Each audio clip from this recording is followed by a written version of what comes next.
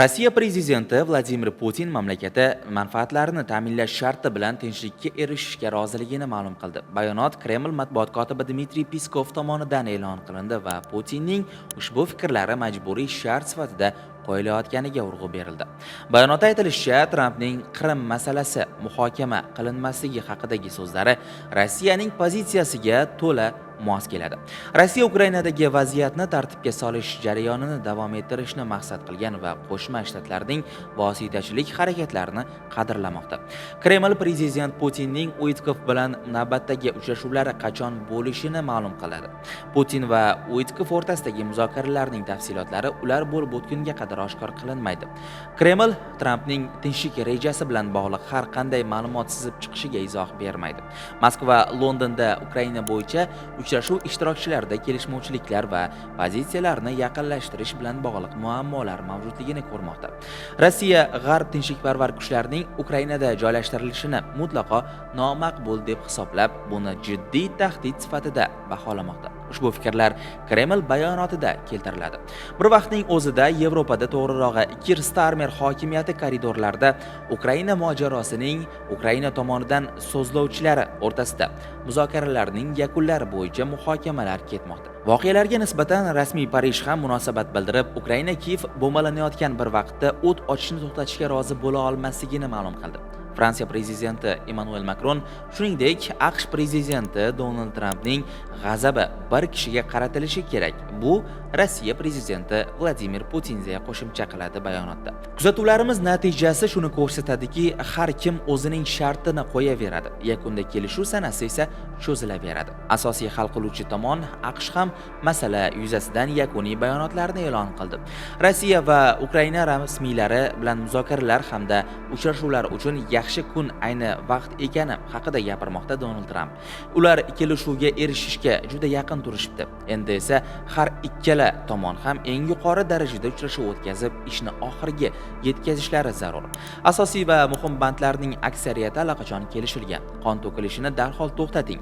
Biz bu shafqatsiz va ma'nosiz urushni tugatishga yordam berish uchun qayerga kerak bo'lsa, o'sha yerga boramiz, deb yozdi AQSh prezidenti Truth Social ijtimoiy tarmog'idagi sahifasida. Reuters AQSh tomonidan ilgari surilgan tinchlik rejasiga Ukraina va Yevropaning javobini e'lon qildi. Javob takliflari quyidagilardan iborat: havoda, quruqlikda va dengizda o't ochishni to'liq va doimiy tarzda to'xtatish, Ukraina va Rossiya tomoni AQSh hamda Yevropa davlatlari ishtirokida muzokaralarni texnik amalga oshirishga kirishadi. Shu bilan birga to'liq tinchlik kelishuviga erishish uchun kun tartibi va shartlarni tayyorlash amalga oshiriladi. O't ochishni to'xtatish ustidan nazorat jarayonini AQSh boshqaradi va uni uchinchi mamlakatlar qo'llab-quvvatlaydi. Rossiya barcha deportatsiya qilingan va noqonuniy ko'chirilgan ukrainalik bolalarni hech qanday shartlarsiz qaytarishi zarur. Harbiy asirlarni hammasiga tamoyil asosida almashish lozim. Rossiya barcha fuqarolik mahbuslarini ozod qilishi kerak. Ukraina AQSh tomonidan NATO nizomining 5-moddasiga o'xshash ishonchli xavfsizlik kafolatlarini olishi shart. Ushbu kafolatlar Ukraina alyansga a'zo bo'lish bo'yicha ittifoqchilar kelishuvga erishmagunga qadar amal qiladi. Ukraina mudofaa kuchlarining faoliyatiga hech qanday cheklovlar qo'yilmaydi. Tinchlik jarayoni kafolatchilari sifatida Yevropa davlatlari va Yevropadan tashqaridagi xohlagan mamlakatlar qatnashishlariga imkoniyat beriladi. Ukraina hududida do'st davlatlar qurolli kuchlari ishtirokidagi faoliyat, jumladan qurol-yarog'lardan foydalanish va operatsiyalarga hech qanday cheklovlar qo'yilmaydi. Ukraina Yevropa ittifoqiga a'zo bo'lishga harakat qilishi mumkin. Barcha hududiy masalalar o't ochish to'liq va barqaror tarzda to'xtatilganidan so'ng muhokama qilinadi va hal etiladi. Hududlar bo'yicha muzokaralar amaldagi front chizig'i asosida boshlanadi. Ukraina AQSh ishtirokida Zaporojye AESni qaytarib oladi. Ukraina Kakhovka GESi ustidan nazoratni tiklaydi. Ukraina Dnepr daryosi bo'ylab Kherson va Zaporojye viloyatlaridagi to'qnashuv chiziqlari hududida erkin harakatlanish imkoniyatini qo'lga kiritadi. Ukraina Kinburn hududini o'z nazoratiga qaytaradi. AQSh va Ukraina tabiiy resurslardan foydalanish kelishuvi doirasida iqtisodiy hamkorlikni amalga oshiradi. Ukraina to'liq tiklanadi va moliyaviy kompensatsiya oladi. Bu jumladan Rossiyaning muzlatilgan aktivlari hisobiga amalga oshiriladi. Ushbu aktivlar Ukrainaga yetkazilgan zarar to'liq qoplanmagunga qadar muzlatilgan holda qoladi. 2014-yilda Rossiyaga qo'yilgan sanksiyalar barqaror tinchlikka erishilganidan so'ng bosqichma-bosqich yengillashtirilishi mumkin. Ammo tinchlik kelishuvi buzilsa, sanksiyalar qayta joriy etiladi. AQSh va Rossiya energetika hamda boshqa ishlab chiqarish sohalarida hamkorlik qiladi. Ushbu shartlar bajarilsa, Ukraina Yevropa ko'magida Rossiya bilan muzokaralar stoliga o'tiradi.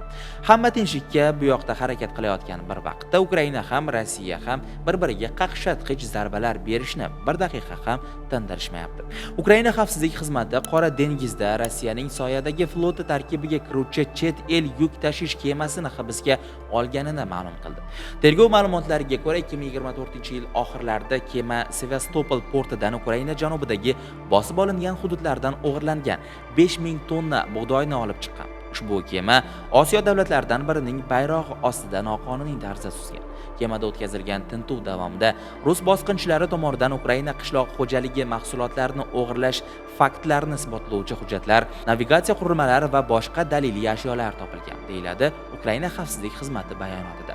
Bunaqa harakatlar bilan kelishuvga erishib bo'lmasligi hammamizga ma'lum. Buni hamma ko'rib, bilib turibdi. Ukraina vaqtni cho'zishga, bu orada esa hududlarni qaytarib olishga harakat qilmoqda. Lekin bunga harbiy texnik imkoniyati mavjud emas.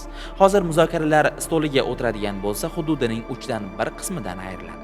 Ularni ham tushunsa bo'ladi albatta, lekin degan jihatlar ushbu mojaro yuzasidan juda ko'p bo'lishi mumkin.